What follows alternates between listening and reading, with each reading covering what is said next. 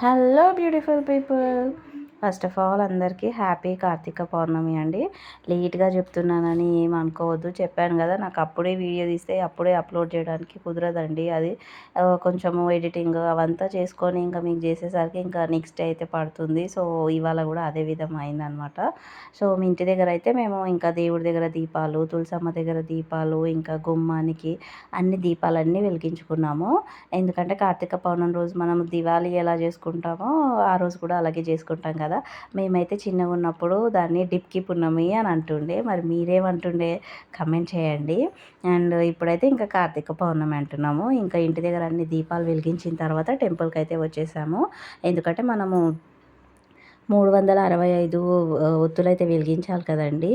అందుకోసమని ఇంకా టెంపుల్కి వచ్చాము. ఎంత రష్ ఉందంటే అసలు లోపలికి వెళ్ళడానికి కూడా ఖాళీ లేదండి. అసలు ఘోరంగా ఉన్నారనమాట జనాలు. మార్నింగ్ నుంచి ఇంకా వెలిగిస్తూనే ఉన్నారు. ఆ ప్లేస్ కూడా దొరకలేదు. చాలా వెతకంగా దొరికింది. అండ్ అక్కడ కూడా వెనుక అన్ని దీపాలే, సైడ్కి అన్ని దీపాలే. వేడి అనేది ఇలా వస్తుంది మాకు.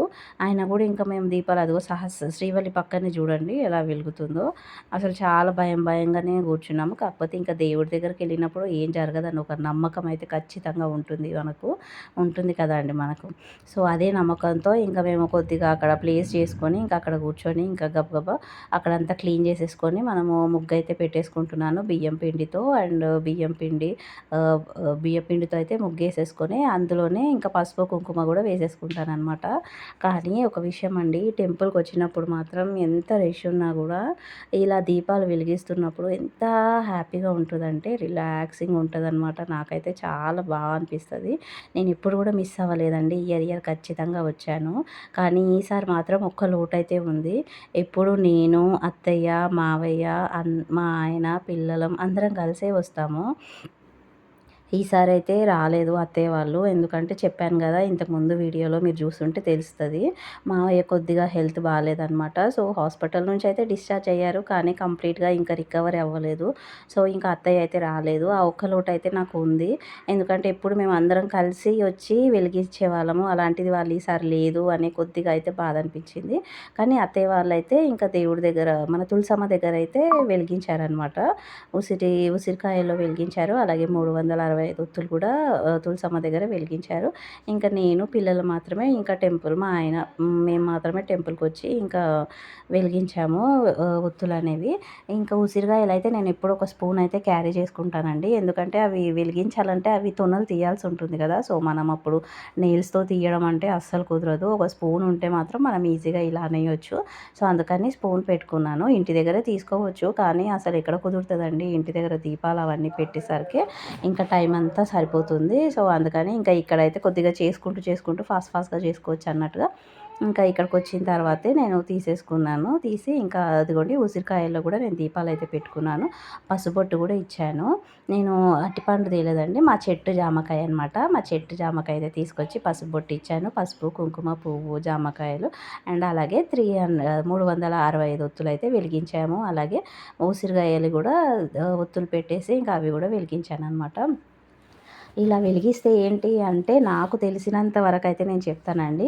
మనము సంవత్సరం అంతా కూడా దీపాలు వెలిగిస్తాము. వెలిగించే వాళ్ళు వెలిగిస్తారు, కానీ అందరికీ కుదరదు కదా. ఇంకా లేడీస్కి అయితే కొన్ని ప్రాబ్లమ్స్ అయితే వస్తాయి. ఇంకా జెంట్స్ కూడా అంతే, అందరూ ఖచ్చితంగా డైలీ పెడతారన్న రూల్ లేదు. సో ఈరోజు మనము 365 ఒత్తులు కనుక వెలిగిస్తే మనం సంవత్సరం అంతా వెలిగించినంత పుణ్యం, ఫలం మనకు వస్తుందన్నమాట.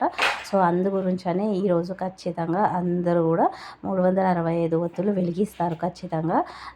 మా టెంపుల్ దగ్గర అయితే నిజంగా అండి, ఇంకా వేరే దగ్గర ఎలా ఉంటుందో తెలియదు కానీ ఎంతమంది వస్తారంటే, ఇది మార్నింగ్ 4 o'clock నుండి ఇలాగే ఉంది జనాలు. అండ్ ఈవినింగ్ అప్పుడు ఐ థింక్ 9 అవుతుంది అనుకుంటా. 9 కాదు, 8 అవుతుంది. సో అప్పటికి కూడా ఇంకా జనాలు అలాగే ఉన్నారు. ఇంకా లాస్ట్నైతే ఇంకా అంతా వెలిగించిన తర్వాత టెంకాయ అయితే కొట్టేసుకొని ఇంకా లోపలైతే చెప్పాను కదండి, మల్లన్న స్వామి ఉంటాడు. అలాగే దాని ముందే ఇంకా మన లింగ రూపంలో మన శివయ్య కూడా ఉంటాడనమాట. సో ఇంకా లోపలికి టెంపుల్కి వెళ్దాము అనుకున్నాము, కానీ చాలా రష్ ఉంది. ఇంకా వెళ్ళాము. అంతవరకు వెళ్ళి ఇంకా దర్శనం చేసుకోకపోతే ఎలా అనేసి ఇంకా వెళ్ళాము. దర్శనం జరిగిన తర్వాత ఇదిగోండి బయట అయితే కృష్ణుడిది విగ్రహం పెట్టి అక్కడ హారతి ఇమ్మన్నారు. సారీ, విగ్రహం కాదు, ఫోటో. సో ఇంకా అక్కడ కూడా వెళ్ళి కృష్ణునికి హారతి ఇచ్చి ఇంకా అక్కడ కూడా మొక్కేసుకొని మేము ఇంకా ఇంటికైతే బయలుదేరాము. నేను పిల్లలము అందరం కూడా ఇచ్చామన్నమాట. చాలా బాగా అనిపించింది. ఇంకా లోపల దేవుడి దర్శనం జరిగిన తర్వాత ఇక్కడ కృష్ణుడి దర్శనం జరగడం కూడా చాలా హ్యాపీగా అనిపించింది. మీరు ఎలా సెలబ్రేట్ చేసుకున్నారు కార్తీక పౌర్ణమి ఖచ్చితంగా కమెంట్ చేయండి. అలాగే మా వీడియో నచ్చినట్లయితే like, share, subscribe. Bye bye.